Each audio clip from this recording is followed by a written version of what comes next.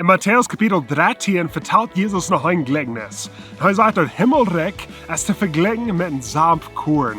Und Jesus sagt, das Sampkuarn, das ist so ein kleines Korn, aber er konnte so eine große Stieb wachsen, wo viel kommt, und die merken der nass dadurch. Nu, ik zijn hier nu goed aan de kaartstap en we verstaan dat in deze tijd worden daar geplant worden, es sind daar geackert worden. En we verstaan dat een kleines korntje kan een grote stier brengen, wat kan een doll Frucht brengen.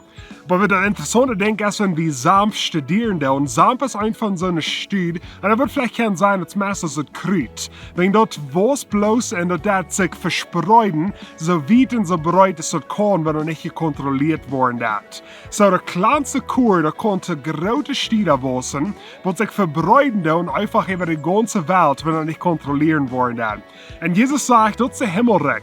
Und er vergleicht uns als Menschen mit dem Sud von Samen. Und er sagt vielleicht, hey, wir fühlen uns vielleicht clean. Und vielleicht fühlst du dich clean, irgendwo, wenn du rumkickst in dieser Welt, du fühlst dich clean. Du sagst vielleicht, oh, ich komme nicht von einer reichen Familie, ich kann nicht in doll Geld. Oder du sagst vielleicht, ich kann nicht so viel studiert, ich bin vielleicht nicht so klug. Ich kann nicht so viel geben, ich kann nicht so eine Dinge tun, das was Jana kann tun. Und wir kicken uns rum und wir fühlen uns nur clean. Bei Jesus sagt, nee.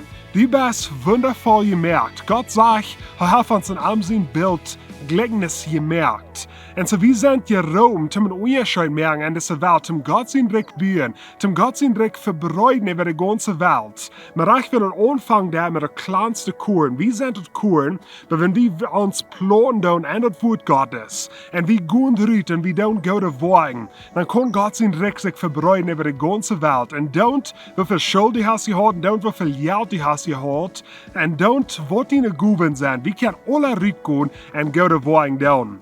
Nu, Pfizer vertelt so viel von, dass wir sind nicht von durch unser Wagen gerat, aber wir sind gerat, um go to Wagen down.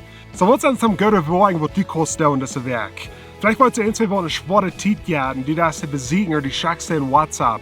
Oder vielleicht betulst du für ein, zwei seine Multit. Oder für ein, zwei seine angekaufene Eden. Oder die Jaspers rüten, die halbs ein, zwei Mal im Hof schaffen. Oder die Jas rüt, und die das gute Wagen für die Nuba und für die Nächsten. Wir haben alle top wissen in das. Wenn ihr das Video hast geliked, dann will ich liken abtragen auf Facebook, subscriben abtragen auf YouTube. Checkt das Video rum mit Ihren Freunden und Familie. Und wir sehen uns nächste Woche.